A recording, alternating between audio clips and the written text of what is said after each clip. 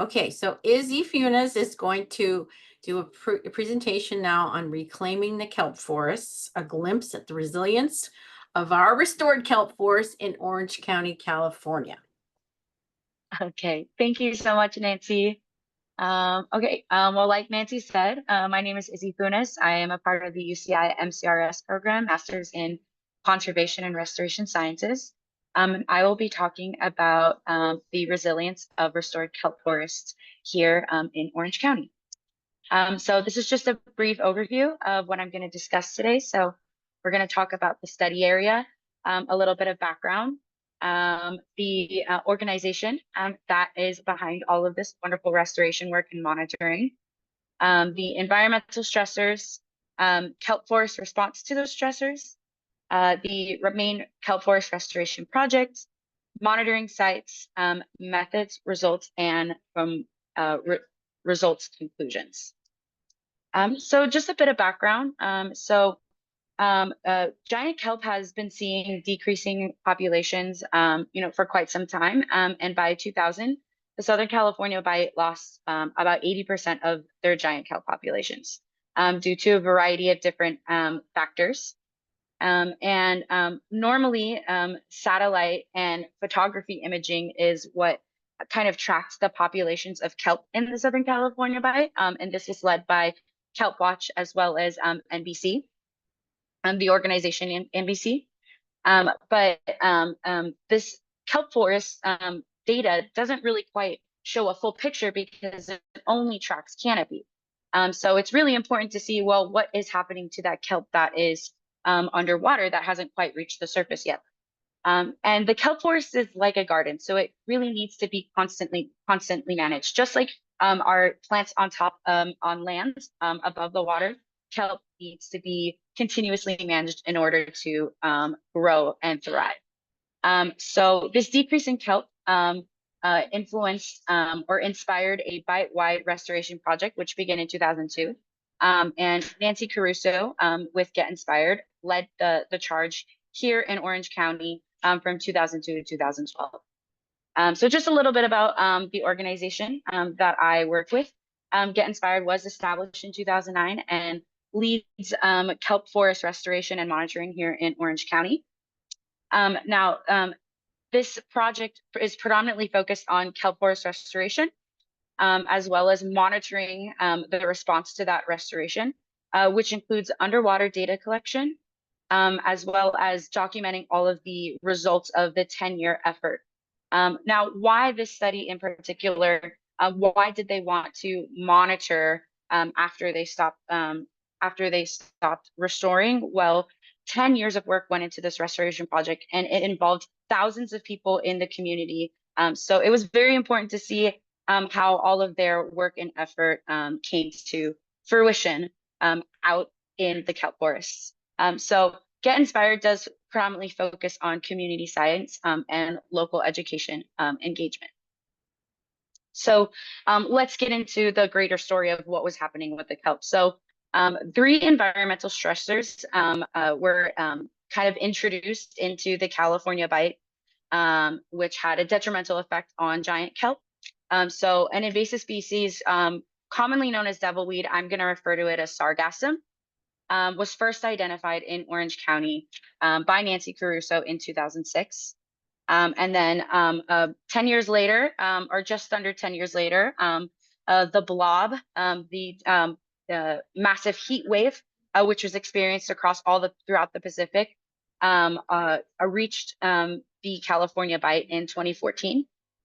And then this was followed by an El Nino conditions effect in 2016, which prolonged that ocean heating.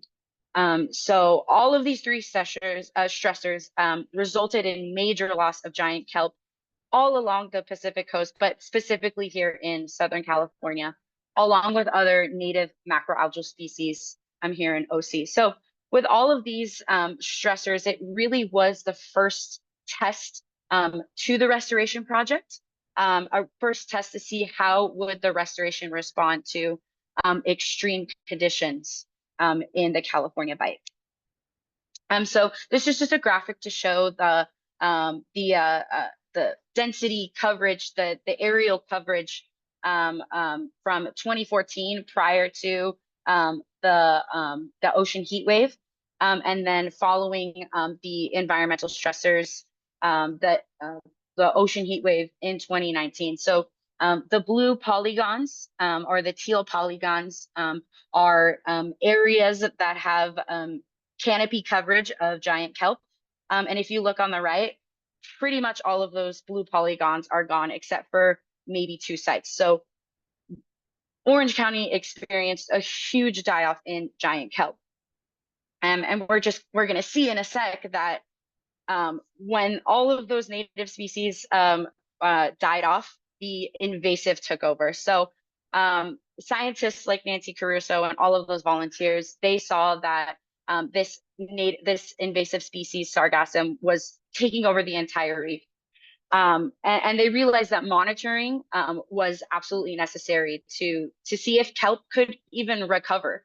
Now, kelp sargassum density was fairly extrememely high. Extremely high post 2019 when the kelp forest reefs were pretty much barren. There was a lot of space for this invasive to take over. Um, but despite it pretty much shading out all of the native species, the satellite imagery still wasn't capturing what was happening underwater. So Get Inspired wanted to see what was happening underwater under all of this sargassum cover. So the restoration project. So this restoration project was focused on 15 historical kelp forest sites here in Orange County. And first part of the project was to facilitate a giant kelp growth. So this kelp growth happened in SCMI laboratories as well as school classrooms through a community education partnership with Get Inspired. And the cool thing about this kelp that was used, it was sourced from local kelp here in Salt Creek. Salt Creek is one of the sites that we're going to be focusing on, as well as Newport Harbor.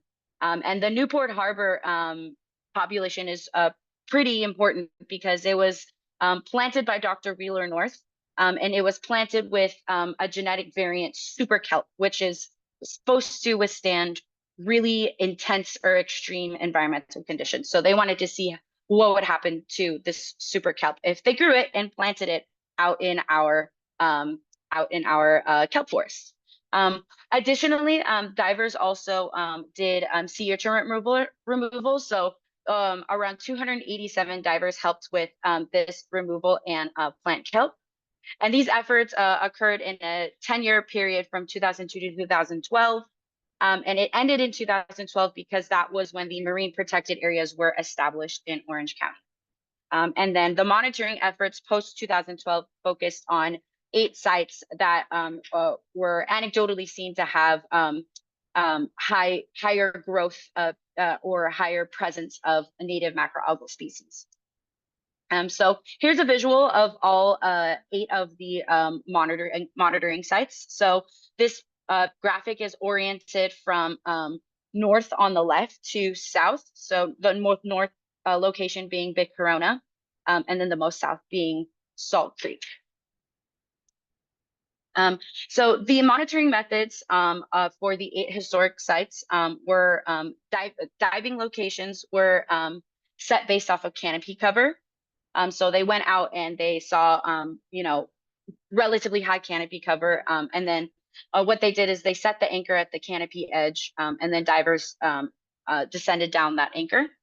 And then the transects were attached to the anchor and then stretched out through the canopy. And then depth recording was taken at the beginning of the monitoring and then at the end of the monitoring. And then the algae, so all of the macroalgae were counted on the sides of the transects. And then each dive, it included 1 dive per site, so 1 set of data per site visit. And then once the data was collected, it was analyzed and processed in Microsoft Excel and RStudio. And then here are the monitoring variables. They tracked native macroalgal species present, so giant kelp greater than 1 meter, juvenile macroalgal species less than 1 meter, and then a host of native species, including bladder chain, golden sea palm, and golden cumbo. And they also wanted to track the invasive presence as well as percent cover for low profile algae. So like that red algae, crustus coralline, seagrass, and as well as barren sand. For this study, we're going to exclusively report on the dominant macroalgal species. So here are some initial preliminary visual results. So this is giant kelp density compared to sargassum density from 2012 to 2024. And the biggest takeaway from this is sargassum density has significantly decreased at pretty much all site where it had a significant population. So initial data indicates that sargassum has decreased by over 80% across all sites with a significant population.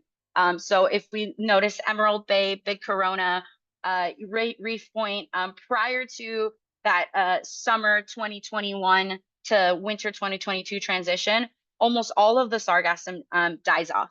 Now, in comparison to the giant kelp, it doesn't look like giant kelp has, shifted very much, but we're actually going to take a little deeper look into that. So this is giant kelp density across all sites from that 3-year monitoring period. And it looks like giant kelp is kind of varied across site, which, as to be expected, each site has its own variable conditions.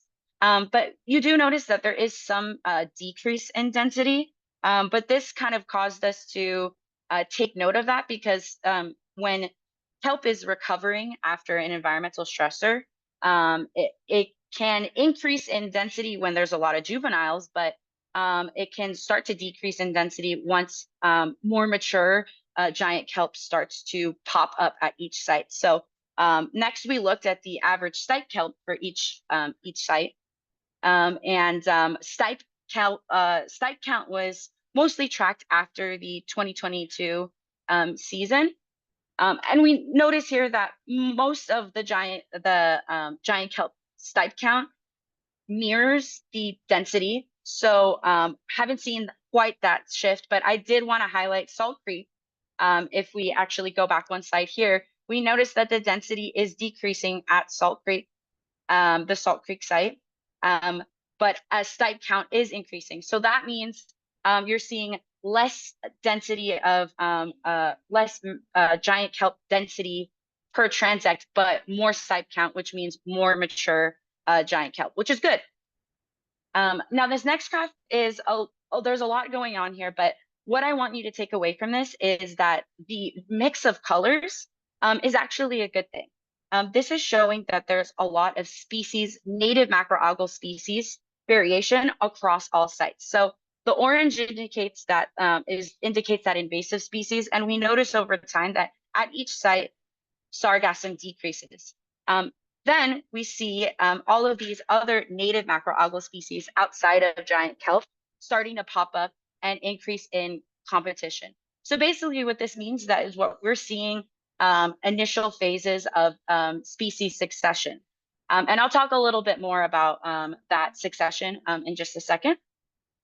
But yeah, just another graph to reiterate that once sargassum started to decrease, the percentage, the density percentage, or the coverage along these transects were native macroalgal species competing with amongst each other, which is really good when you as a kelp forest is recovering. You will basically what you'll see is all of these native species will start to pop up, and they'll kind of go back and forth and compete with each other. And then once the giant kelp starts to get a little bigger and bigger and bigger, it starts to shade out all these other native species. And then so you'll see less of those. And then basically once the kelp forest recovers, you will see pretty much no other native macroalgal species except for giant kelp in a healthy kelp forest dominant for reef. And we haven't had quite enough time to analyze these or put these into a graph, but I just want to highlight a couple of things about some recent observations at Heisler Park. Divers did go out about 2 weeks ago to see how the kelp is growing at the site. And if you look on the right, that picture shows huge amounts of giant kelp canopy on the surface, which is a really good sign. And 0.83% of that density, so almost one giant kelp per square meter in that space is giant kelp. So that means that giant kelp is dominating the space in that area.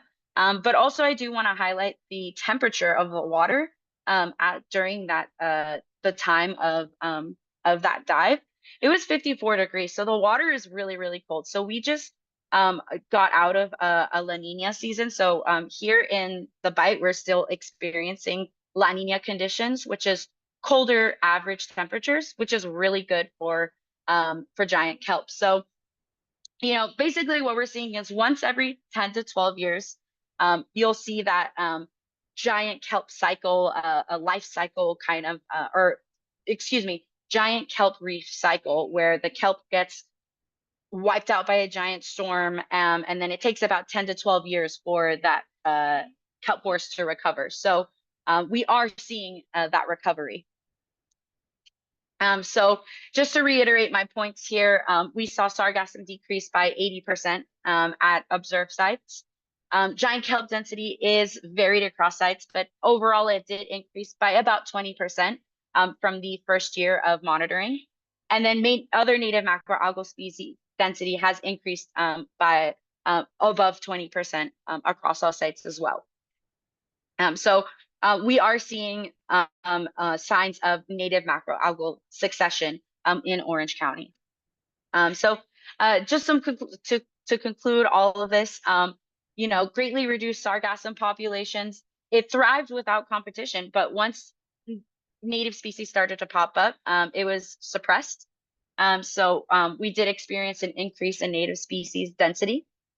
All 8 sites are experiencing various phases of succession, which is really great because after seeing all of that sargassum density back in 2019, it was almost thought to be impossible that our kelp forests would rebound from those extreme stressor events. But you know, this data indicates that restoration efforts were successful in helping restore the kelp forest habitat, and as well as keeping kelp forest reefs alive here in Orange County.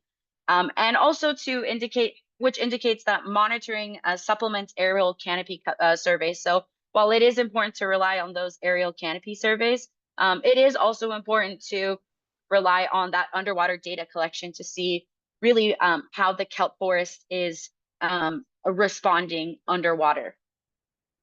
I would just like to thank a couple of people for this project: Nancy Caruso, my advisor with Get Inspired, all of the restoration and monitoring volunteers who spent so many hours doing this work, and of course my graduate program and graduate advisor, Dr. Amy Hammery, for giving me guidance on this work, as well as my friends and family for supporting me. And with that, does anyone have any questions about our project?